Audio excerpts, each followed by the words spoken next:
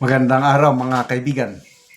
Bigyan natin ng reaction opinion itong Facebook Reel posted by Billionaire News Channel, yung nangyaring Blue Ribbon Committee hearing kahapon.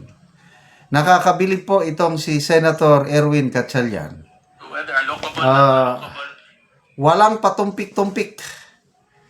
Sinupalpal niya si dating Secretary Bunuan ng DPWH. In my opinion, kasama kayo dito sa kickback na ito.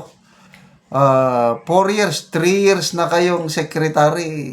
Walang nangyari. Nangyari itong mga kickback panahon ninyo. Ay, wala talaga. Ay, hindi ako kasama dyan. Sabi. Salamat, Senator Gatchalian. Real talk. Ayan. Nakakuha kayo ng kickback.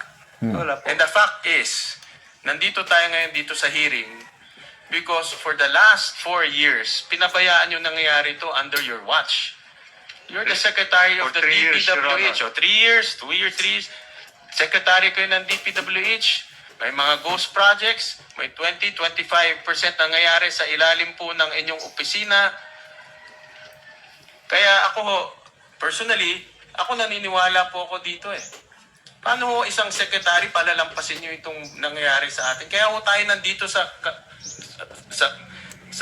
ganitong sitwasyon ngayon eh. Your Honor, as Secretary of the Department, I have general oversight. I have general oversight of all the implementation. Pero kung kasali ho kayo dito sa mga kickback, yung oversight na yan, walang kwenta ho yan. And this is what I deny, Your Honor. Deny. Ano, hindi ko ho makita. Sa Bulacan, sa Davao Oriental, may ghost project. Lahat ng kasama nyo, alam, in 2025, na kickback na nangyari. Kayo lang hindi nakakaalam eh. Your Honor, I was the one actually who reported to the President where the ghost projects are in 2025. Nung pumutok na ho to, nung nag-privilege speech na Senator Lacson dito sa Senado. But throughout the years na pumupunta ho kayo dito, wala naman kaming naririnig na may problema. Kasi in my opinion, kasali ho kayo dito. Sa kickback. But anyways, Mr. Chairman, I'm just echoing my frustration as a Filipino, Mr. President. Nakaka-frustrate, no? Na nandito tayo ngayon, pinakikinggan natin to. Dapat ang pinakikinggan ho natin kung paano po umunlad yung bansa ho natin. Pero dahil po sa inyong masamang liderato, nandito tayo ngayon. Inaayos ho natin. Hinahanap po natin sino yung mga kriminal. Hindi pa ho natin mahanap dahil nasa Portugal na nagtatago. Bakit niyo ho pinabayaan? Yun ang aking sentimento. I repeat. Yan. Galing ang pagka-real talk. Ganyan ang dapat na magsalita. Anyway, opinion lang niya yun. I deny. Denial king naman ang isa. Kung ako naman yung tatanungin, naniniwala ako dito kay Senator Gatchalian. Imposibleng hindi alam. Sekretary ka? Kung ang Pangulong Marcos, ang isang kasalanan niya ay nagtiwala, ipagpalagay natin, malinis ang Pangulo. Kasi yun ang sinasabi ng Anti-Clear. Malinis daw. Alang, kahit gaano siya kalinis, nag-appoint siya ng isang secretary ng DPWH na niluloko lang siya, ay di kasalanan niya. Bakit ka mag-appoint ng isang DPWH secretary na... Ay, nako. So, ang laking... Yung frustration ni Senator Gatchalian, yan na po, sumasalamin sa frustration ng milyones na Pilipino, kahit ako. Bilyones, trilyones sa loob ng 3 taon na nawaldas lang. Example, PhilHealth natin, 60 billion, napunta lang dyan sa flood control project ng mga mambabatas. Pinunduhan na. kawawa ang mga PhilHealth members. Sabi ng Pangulo, benepisyo marami. Anong marami? Na pag-usapan naman lang natin ang healthcare, yung pinagmamalaki na zero billing sa mga DOH hospital, hindi yun totoo. Meron akong kamag-anak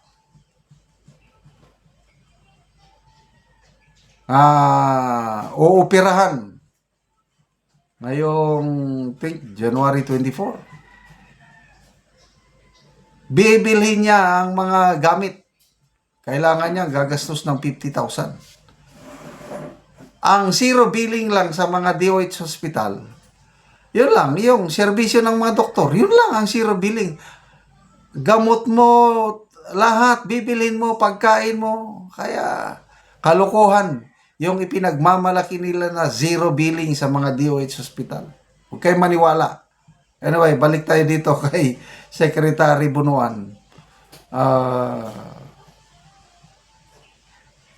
Failure of leadership. Sinasabi ni Senator Gatchalian na kung bakit nagkaluko-luko ang DPWH dahil sa mahinang liderado ng secretary na which is Bunuan. Kung bakit naman mahina ang DPWH secretary dahil mahina rin yung nag-appoint sa kanya. So it's all about leadership. Sayang, hindi tayo naniwala kay Tatay Digong natin noong bago election 2022 na he is a weak leader, sabi niya kay BBM. Hindi tayo naniwala. Huwag niyo akong sisihin, sabi ni Tatay Digong. Totoo nga. Tayo, ang sisihin, tayo rin mga 31.6 million Pilipinos na nabudol bumoto sa isang napakahinang presidente. Yan na lang. Pagpalagay natin na wala siyang kinalaman, hindi siya magnanakaw ng pera, wala nga siyang ninakaw, kailang pinabayaan naman niya. Kaya yung impeachment laban sa kanya, kung seryosoin lang ito, may kapupuntahan siya dahil that's betrayal of public trust. Kaya lang, yung impeachment na sinampa sa kanya is kasamahan din nilang nagsampa. That is designed to be mabasura. Huwag na tayong umasa doon. Salamat mga kaibigan sa inyong pagsubaybay sa ating channel. Nakakatulong kayo ng malaki sa tribong Talandig ng Bukidnon dahil ang sweldo natin sa channel na ito is pantulong sa tribo. Na mimigay tayo ng libreng yero at pako para makapagpatayo sila ng mas maayos na tirahan. Panoorin nyo ang video nito. Si ate ang natagaan na Mugero.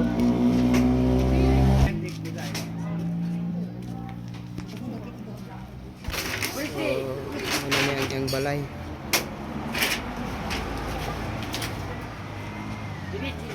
Sandig na niya ang hero. So muna niya ang itsura gyud sa iyang balay. Og mo na ni gidakoon sa buslot sa balay ni ate. So mga luag na gid kayo ang buslot sa iyang balay, mga lata na gid kayo ang hero niya. So karaan na gid kayo nga balay.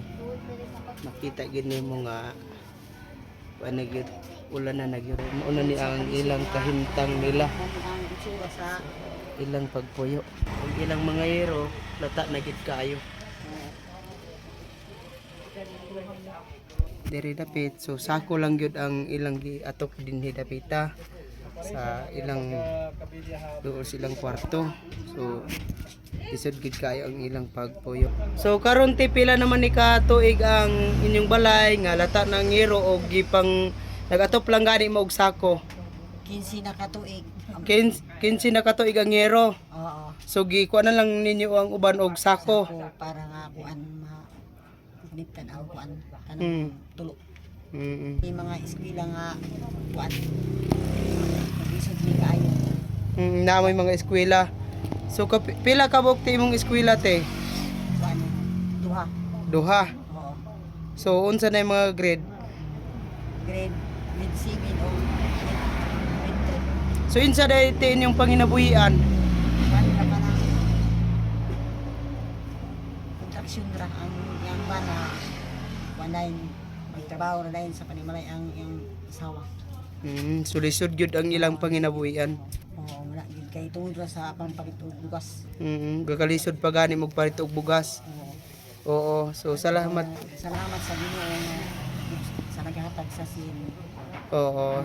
Ang gihatag sa kanhiro. Salamat kaayo.